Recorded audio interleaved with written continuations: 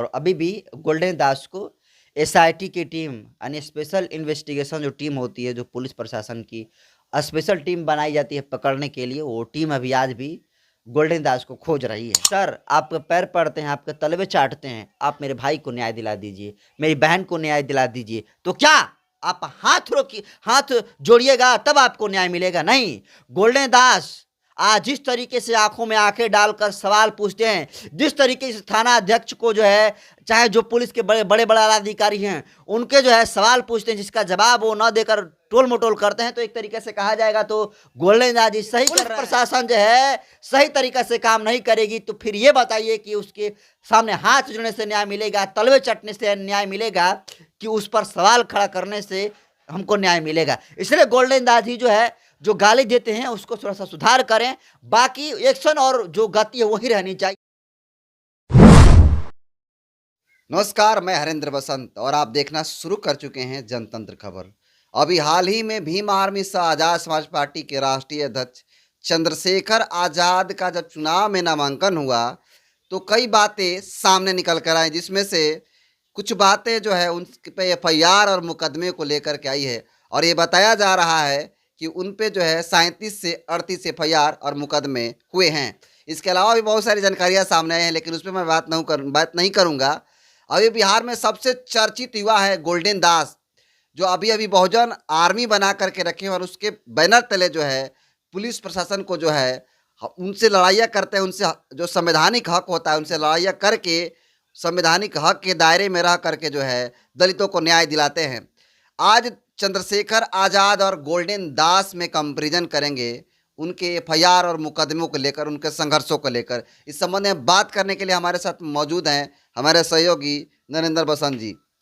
तो ये बताइए नरेंद्र जी कि चंद्रशेखर आज़ाद रावण जी और बिहार में गोल्डन दास किसको बेहतर मानते हैं? पहला सवाल ये रहेगा, कौन बेहतर है? देखिए, भीम आर्मी के चीफ आजाद समाज पार्टी के राष्ट्रीय अध्यक्ष चंद्रशेखर आजाद जी जो लड़ाई अब तक किए हैं, उसको लोगों के बीच में पसंद किया गया है, बेहतर काम कर रहे हैं। गोल्डन दास जो बिहार में क्रांति ला रहे हैं, जिस तरीके से संवैधानिक लड़ाई लड़ रहे हैं और थाना में जाकर ताला मारने का काम करते हैं, तो ये भी अपने जगह पर है। मतलब चंद्रशेखर आज़ाद भी सही काम कर रहे हैं और मेरे ख्याल से गोल्डन दास भी जो है बेहतर काम कर रहे हैं। तो दोनों जो है एक पलड़े में रखा जाएगा तो दोनों बराबर हैं, दोनों बेहतर काम कर रहे हैं, समाज की भलाई के लिए कर रहे हैं, समाज के हित में काम कर रहे हैं, शोषित और वंचितों की लड़ाई लड़ रहे हैं। वो लड़ाई चंद्रशेखर आज़ाद भी लड़ रहे हैं और गोल्डन दास भी लड़ रहे हैं। ये अलग बात है कि चंद्रशेखर आज़ाद जो है पूरे देश भर में जाते हैं और लड़ाई लड़ते हैं, और गोल्डन दास फिलहाल अभी बिहार में लड़ाई लड़ रहे हैं। चंद्रशेखर आज़ाद जी का भी इंटरव्यू करते हैं, गोल्डन दास का भी इंटरव्यू करते हैं। दोनों लोगों के बारे में आप बहुत बेहतरीन तरीके से जानते हैं जी। चंद्रशेखर आज़ाद रावण का जब नामांकन हुआ अभी पिछले दिनों जो है, जी। तो ये सामने है कि 37 से 38 उन पे मुकदमे हैं, 38 मुकदमे हैं। गोल्डन दास पे कितना है? गोल्डन दास पर 62 मुकदमे हुए हैं, और हम बात किए उनसे तो बोले कि नहीं, अब हम पर जो है अब तक जो है 62 मुकदमे दर्ज हैं, और अभी भी गोल्डन दास को एसआईटी की टीम यानी स्पेशल इन्वेस्टिगेशन जो टीम होती है, जो पुलिस प्रशासन की स्पेशल टीम बनाई जाती है पकड़ने के लिए, वो टीम अभी आज भी गोल्डन दास को खोज रही है। तो गोल्डन दास से लड़ाई लड़ रहे हैं, जिसकी वजह से उनको खोज रही है। तो 62 गुण पे एफआईआर है, मेरा कहने का मतलब ये है। मुकदमे को लेकर के अगर बात किया जाए तो चंद्रशेखर आज़ाद रावण से गोल्डन दास जो है उसे काफ़ी आगे हैं इस संबंध में। अगर एफआईआर और मुकदमे की बात किया जाए तो कैसे देखते हैं? तो देखिए, जिस पर ज़्यादा एफआईआर हो इसका मतलब ये थोड़ा है कि व्यक्ति बहुत अच्छा काम किया है। आप देखेंगे तो बहुत सारे रेपिस्ट होते हैं, उनका भी, उन पर भी जो है बहुत सारे एफआईआर होते हैं। तो समाज की लड़ाई लड़ते हैं ना, तो वही तो मैं कह रहा हूँ कि रेपिस्ट ज़्यादा है, इसका अरे आप पर एफआईआर ज़्यादा है, इसका मतलब आप नहीं कि बहुत बेहतर आदमी हैं। अगर आप समाज सेवा के लिए आप काम कर रहे हैं और आप पर ज़्यादा जो है एफआईआर दर्ज है, तब आपको माना जाए कि नहीं बेहतर काम कर रहे हैं। अगर इस तुलना में देखिएगा तो चंद्रशेखर आज़ाद ने जो नामांकन में दर्ज किया, उन पर 38 एफआईआर दर्ज है, जो ऑफिशियली है। बहुत सारा जो एफआईआर वो अनऑफिशियली भी है, लेकिन जो ऑफिशियल है उसी पर मानकर चलिए 38 को है चंद्रशेखर आज़ाद, जिसमें सिर्फ 26 जो एफआईआर है वो सहारनपुर में दर्ज है। बाकी गाजियाबाद है, दिल्ली में हो गए, अलग अलग जगहों पर जो है उन पर एफआईआर दर्ज हुआ है। गोल्डन दास जी के ऊपर 62 है, जिसमें 40 से 45 एफआईआर उनका जिला जो है औरंगाबाद है, उनमें हुआ है। बाकी जहाँ कहीं भी थाने में जाते हैं, ताला मारते हैं, पुलिस प्रशासन को लताड़ने का काम करते हैं, तो उसको लेकर बाकी एफआईआर जो है गोल्डन दास पर हुआ है। तो गोल्डन दास पर जो है 62 एफआईआर और चंद्रशेखर आजाद पर 38 एफआईआर। तो गोल्डन दास पर 62 एफआईआर आप कह सकते हैं कि चंद्रशेखर आजाद के तुलना में गोल्डन दास जो है गोल्डन दास का ज़्यादा एफआईआर है। लेकिन अगर आप ये कहना चाहते हैं परसेप्शन की कौन जो है एफआईआर अगर गोल्डन दास पर हैं, तो क्या गोल्डन दास जी बेहतर हैं चंद्रशेखर आजाद से? तो मेरा इसका जवाब होगा कि नहीं, दोनों लोग एक पार्ने में सही है। लेकिन अगर हम बात करें चंद्रशेखर आजाद की तुलना में गोल्डन दास की, और गोल्डन दास की तुलना में चंद्रशेखर आजाद की बात करेंगे, तो देखिए चंद्रशेखर आजाद नेशनल लीडर बने हैं और चंद्रशेखर आजाद की पहचान पूरे भारत में है। टाइम मैगजीन भी उनको जगह दी हुई थी, और शायद ही भारत का कोई ऐसा स्टेट है जहां पर चंद्रशेखर आजाद का संगठन न हो। शायद ही कोई व्यक्ति हो जो बहुजन विचारधारा को फॉलो करता हो और चंद्रशेखर आजाद को ना जानता हो। तो आप कह सकते हो कि जो चंद्रशेखर आजाद हैं नेशनल लीडर हैं, और गोल्डन दास जो है स्टेट लीडर्स हैं, जो बहुजन आर्मी बनाकर काम कर रहे हैं। अच्छा, गोल्डन दास को ये कहा जा रहा था कि भीम आर्मी के बैनर तले काम करेंगे, या फिर वो कहते थे कि चंद्रशेखर आदि हमारे बड़े भाई हैं, उनको कितना भी मैं बड़ा हो जाऊंगा लेकिन उनको ही बड़ा भाई मानूंगा, और भीम आर्मी ज्वाइन भी करने वाले थे, लेकिन अब वो एक अलग संगठन बना लिए बहुजन आर्मी। इसको कैसे देखते हैं?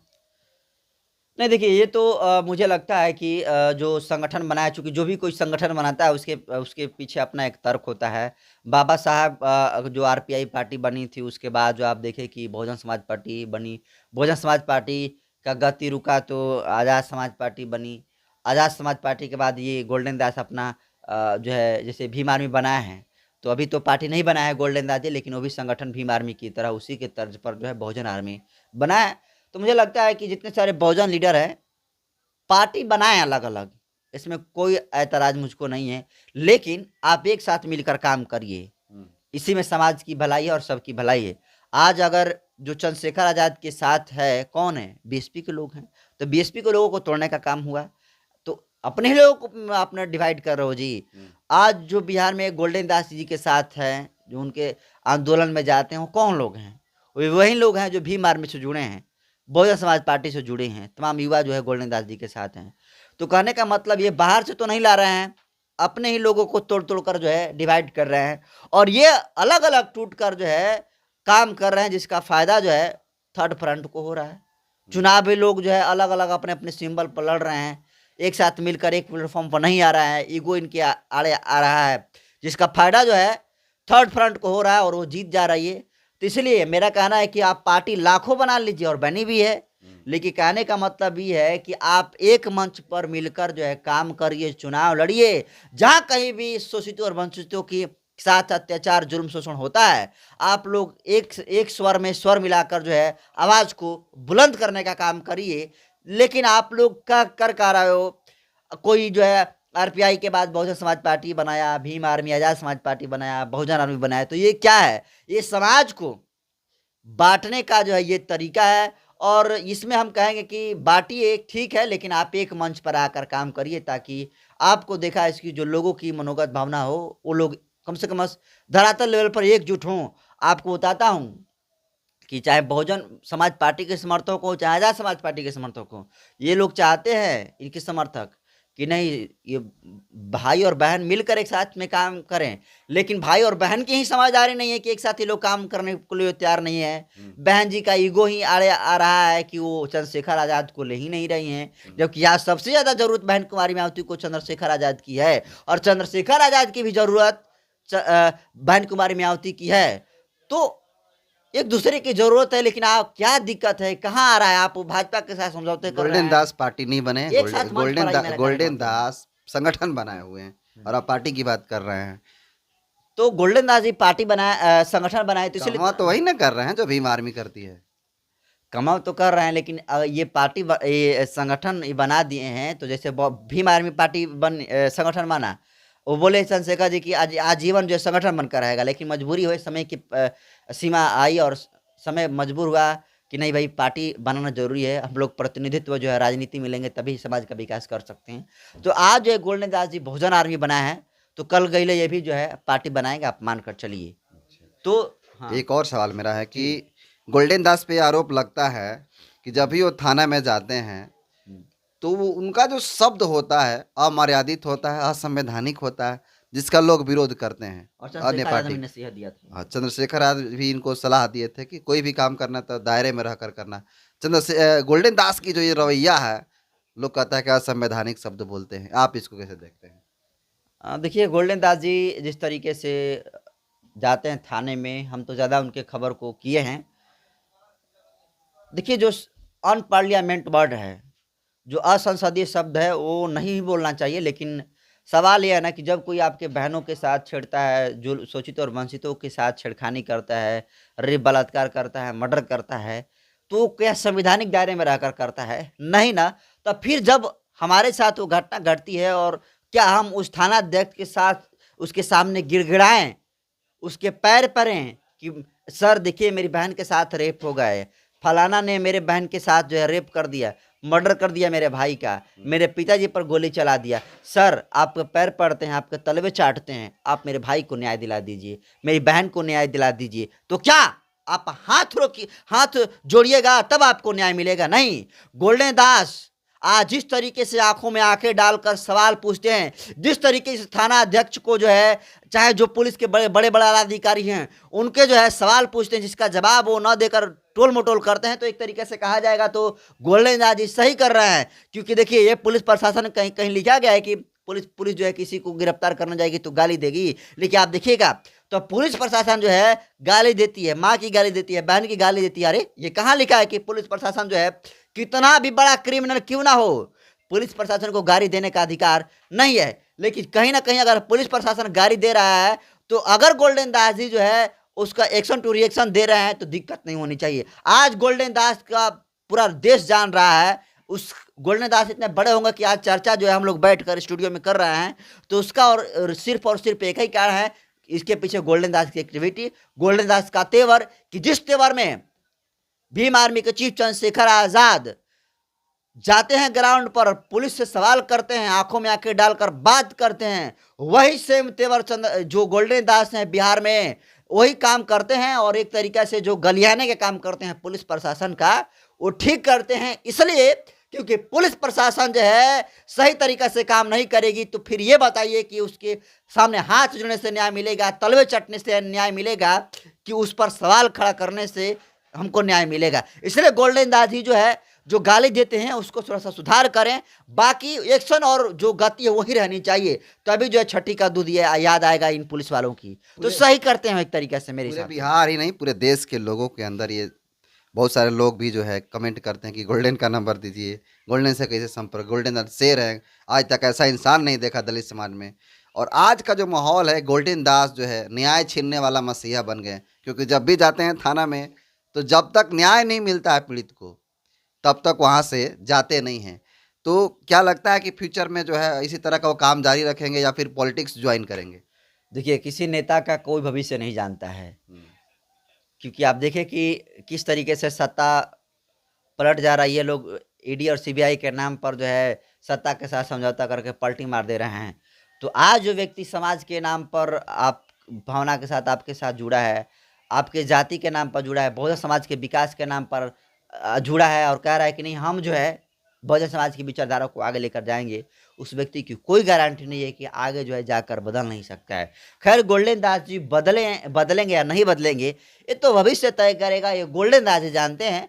लेकिन अभी जिस तरीके से गोल्डन दास जी लड़ाई लड़ रहे हैं, भीम आर्मी की चीफ चंद्रशेखर आजाद जी लड़ाई लड़ रहे हैं, इस घड़ी में, इस कड़ी में बहुजन समाज को इन लोगों को साथ देना चाहिए। अगर ये लोग बदल जाते हैं, कार्रवाई को आगे नहीं ले जाएंगे, समझौता कर लेंगे, तो आज जो बहुजन समाज इनका साथ दे रहा है कल इनका साथ नहीं देगा। फिर वही बात हो जाएगी, 4 दिन के चांदनी फिर वही अंधेरी रात। और ये बखूबी बात चंद्रशेखर आजाद भी जान रहे हैं और गोल्डन दास भी जान रहे हैं। इसलिए ये लोग जानते हैं कि अगर हम बहुजन विचारधारा से अलग हटे तो फिर हमारा जो है पतन हो जाएगा। जो आज पतन बहुजन समाज पार्टी का दिख रहा है कि बहुजन समाज पार्टी में कांशीराम कहते थे बहुजन हिताय बहुजन सुखाय, और बहन कुमारी में आवती सर्वजन हिताय सर्वजन सुखाय की बात करके आज देखिए कि अस्तित्व की लड़ाई लड़ रही है बीएसपी, वही झेलना पड़ेगा। इसीलिए नेता का क्या भविष्य होगा ये तो मैं कहा नहीं नहीं जा नहीं सकता। कहा नहीं जा सकता, लेकिन इतना ज़रूर बात है कि जो विचारधारा के साथ इन नेताओं के साथ जुड़ा है, अगर ये विचारधारा के साथ समझौता करेंगे तो लोग जो है इनके साथ नहीं होंगे। आज इस स्टूडियो में आप जो है सवाल हमसे पूछ रहे हैं कि ये इसके बारे में आप क्या सोचते हैं? कल आप कहेंगे कि ये व्यक्ति इसके साथ चला गया, तो हम उस व्यक्ति को निश्चित तौर पर जो है टिप्पणी करेंगे। लेकिन फिलहाल अभी जिस तरीके से दोनों लोग काम कर रहे हैं, बहुजन समाज को चाहिए कि सपोर्ट करें और दिल खोल कर सपोर्ट करें। चलिए, तो ये थे नरेंद्र बसंत जी, जिन्होंने गोल्डन दास और चंद्रशेखर आज़ाद जी के जो तुलना हुआ उसमें अपनी राय रखी। आप लोग इसको कैसे देखते हैं कमेंट कर ज़रूर बताइएगा। बहुत बहुत धन्यवाद।